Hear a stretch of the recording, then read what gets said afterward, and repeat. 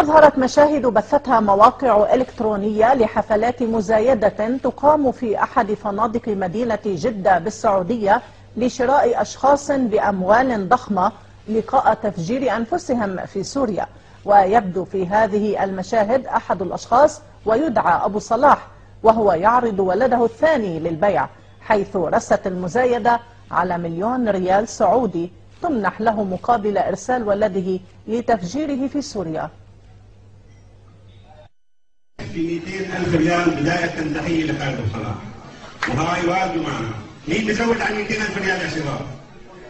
300 400,000 ريال. هذا خالد يا شباب، يا شباب 400,000 ريال. بدنا نبعثوا اياهم لجوا للأطعمة يا شباب.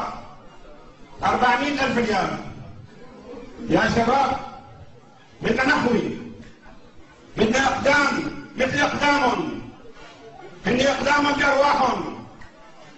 بدنا اقدام بالاموال لا تبخلوا عليهم. 500,000 ريال 500,000 ريال 600,000 ريال 600,000 ريال يا شباب.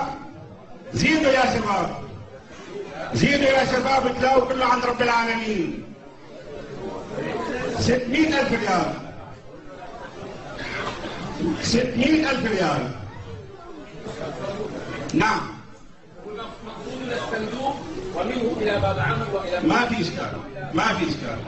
هاي المهم الحماس والنية.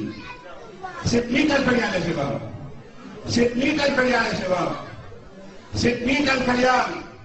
زيدوا يا شباب، لا تخافوا، أولكم هاي نرمي ورق اليوم عليكم. 1,000,000 ريال أبيع يا شباب،